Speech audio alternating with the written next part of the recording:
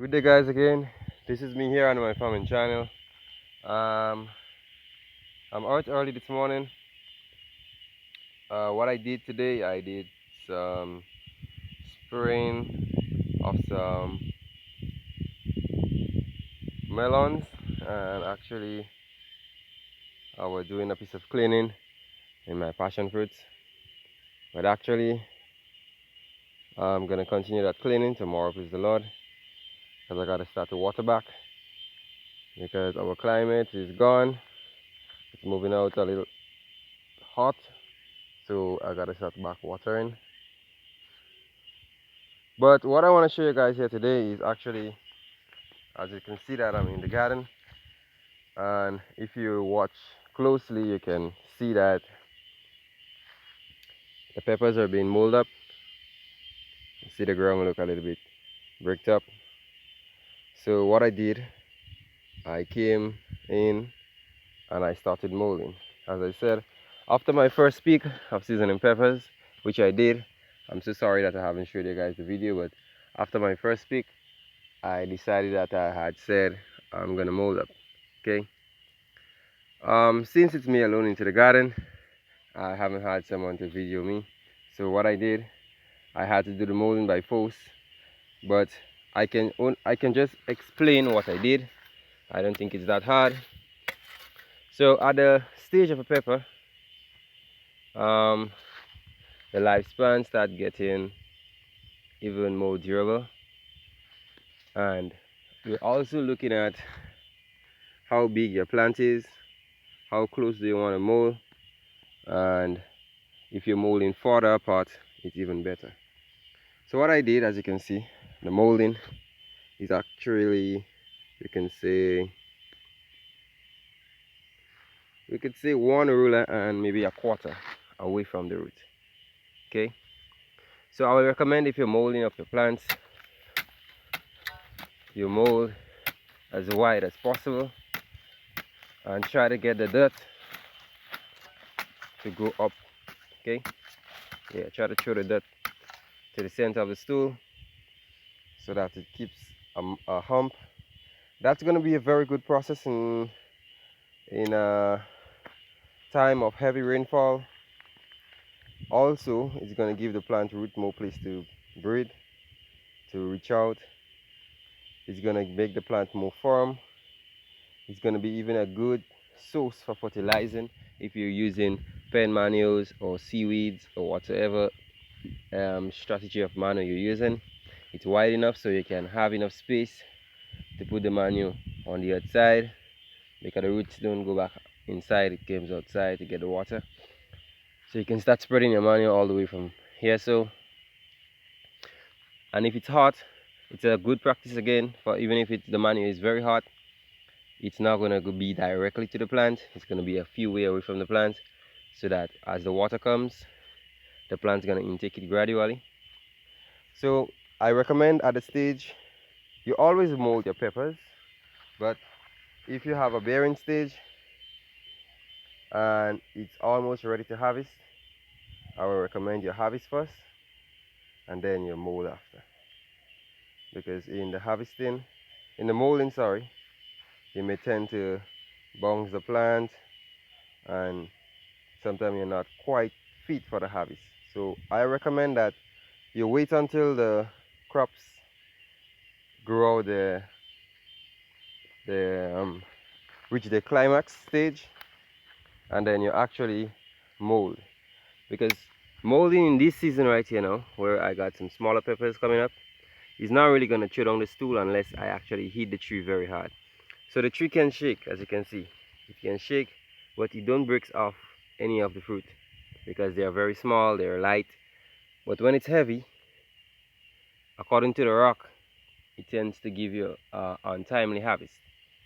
Maybe you're not even preparing to harvest, and by bouncing the tree, knocking it with a cutlass, or even shaking it as you mold the ground, sometimes there are, like I say, fully matured crops on the tree, and it actually just slipped out and it actually falls out.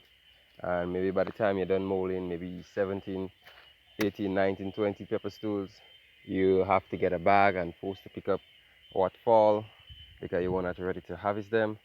It can set you back when it comes to your marketing, how you sell it. It can set you back a little more. So you don't want to do that. What you want to do is pick first, pay attention to your pepper trees. So now in this stage, there is a salted seaweed that has a very strange scent. At any beaches I can find it within my home from there. What I'm planning to do, I'm not going to be using any of my fall manuals or any of these manuals. This seaweed got a little salt in it because it's from the sea. It also, when it's dried out, it gives a very good fertilizer and a very good manuring to your plant. The only thing I can recommend is that you need to give it water. You need to have it wet at all times. Not every day, but if you're wet today, if you soak today, then maybe in the next 2-3 days you can come back and do another soaking. So I recommend this. When I'm doing it, I'm going to show you what the seaweed looks like. I guess as much it's in the Caribbean, it starts coming in the Caribbean, like we have never seen that kind of a seaweed before. And I think persons say this is mostly comes from the coast of America, from the bigger Pacific Oceans.